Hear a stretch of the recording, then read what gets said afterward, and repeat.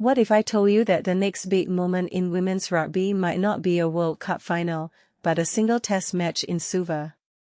Let me tell you about Shiniqwa Lamprecht, a player who's about to rewrite her legacy, and maybe the sport's narrative, by stepping onto the 15th pitch for South Africa. Here's why this story matters more than you think. Lamprecht isn't just another athlete chasing a cap. She's a case study in reinvention.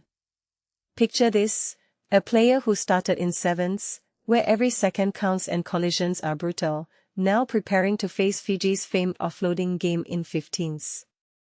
That's not just a switch of formats, it's a mental and physical leap into the unknown.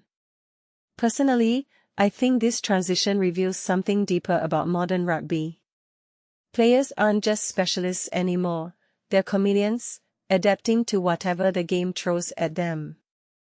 What makes this really interesting is how Lamprecht's journey mirrors a broader trend, the blurring lines between sevens and 15s, where skills from one discipline are now shaping the other. Now, let's talk about what she's learned. Lamprecht says sevens sharpen her soft skills, conditioning, and defense. But here's what I find fascinating, she's not just listing improvements. She's framing sevens as a great opportunity to develop as a player. That's not just humility, it's a strategic mindset. In my opinion, this shows how sevens players are becoming the unsung architects of 15 strategies. Their ability to read space, adapt quickly, and thrive under pressure is reshaping how teams approach the game. What many people don't realize is that the physicality of sevens isn't a hindrance, it's a superpower.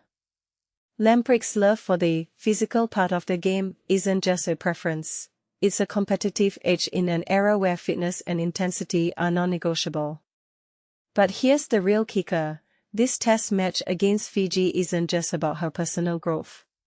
It's about team dynamics. Lamprecht's emphasis on team first isn't just sports cliché, it's a blueprint for success. When she talks about staying connected, on and off the field, she's addressing a crisis in modern sports, individualism versus unity.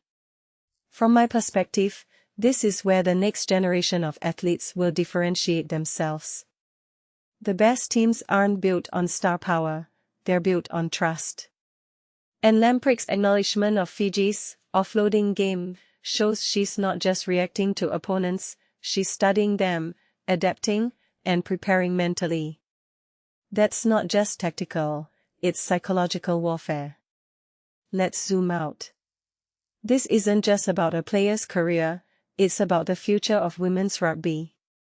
Lamprecht's journey from sevens to 15s, from uncapped to potential test hero, reflects a sport in flux. What this really suggests is that the traditional pathways in rugby are evolving. Young players aren't waiting for the right format, they're creating their own paths. And if you take a step back and think about it, this could be the beginning of a new era where versatility is valued as much as specialization. So, what does this mean for the rest of us?